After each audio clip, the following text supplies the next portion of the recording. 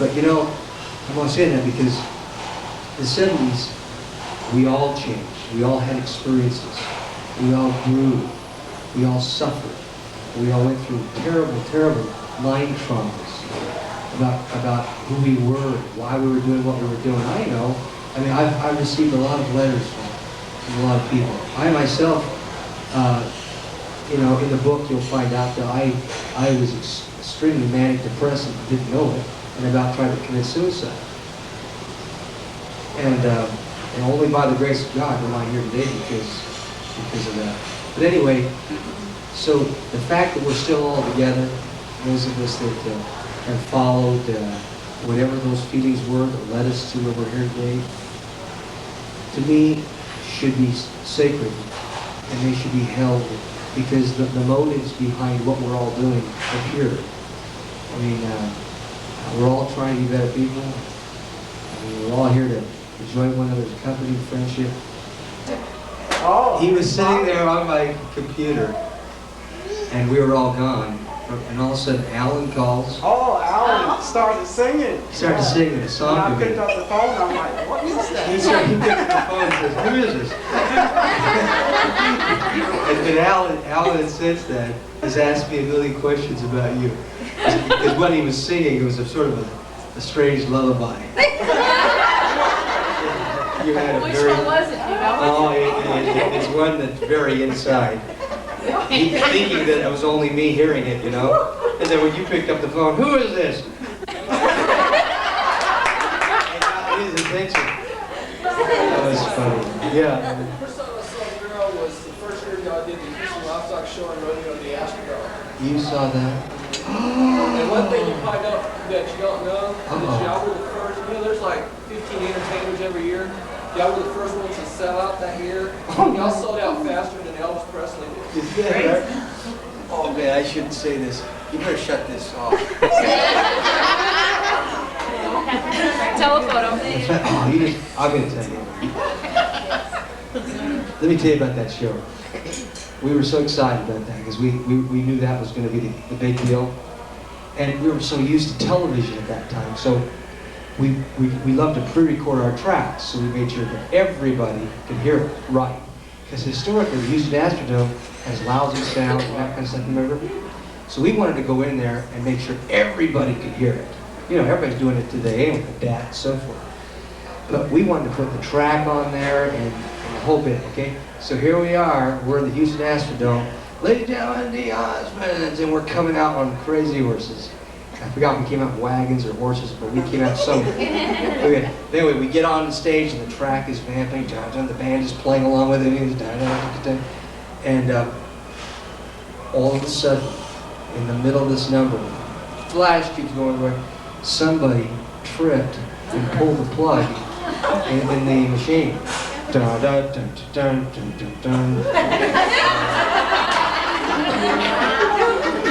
And I remember Alan going, "Hey, hello everybody, and welcome to the show. My name is Alan, this is Wayne," and just as it got to me, someone put the plug back in. Whoa!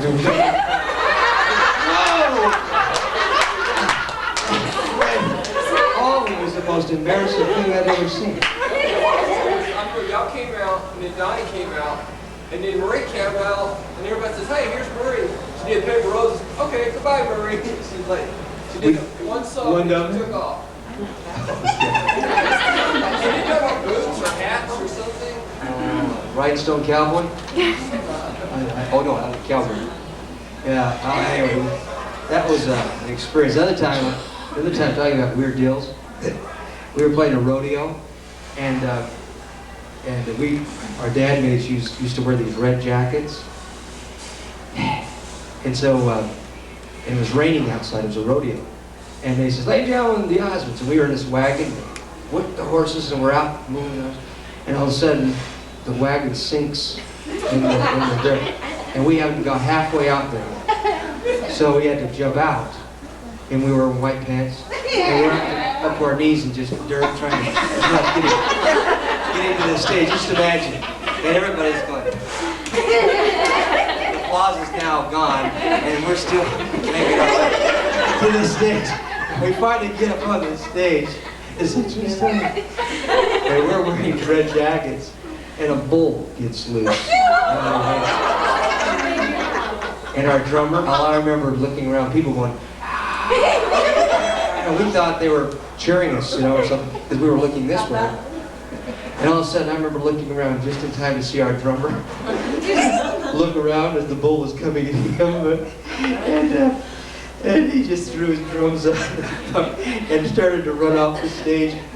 And then the bull hit the stage, and we didn't know if we were going to be, dead in a second. It was a huge drama.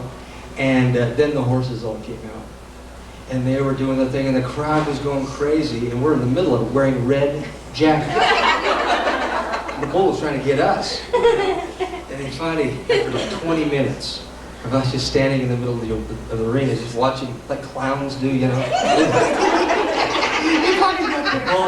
they pulled him off, and that was the end of it. We couldn't even do one song. That's stupid.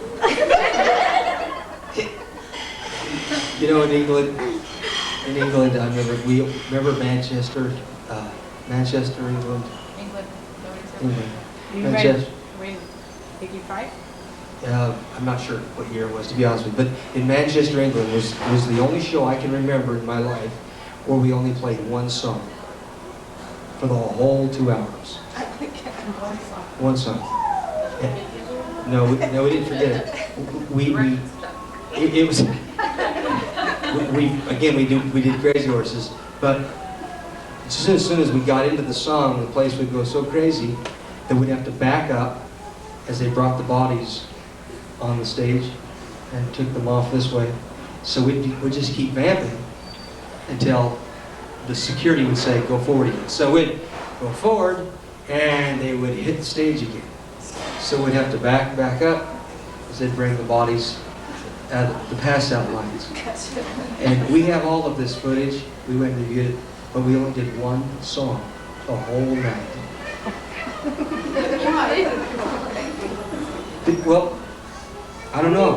It's the strangest. People were hitting the stage and getting knocked down. They what? People were hitting the stage and getting knocked down. What do you mean bodies?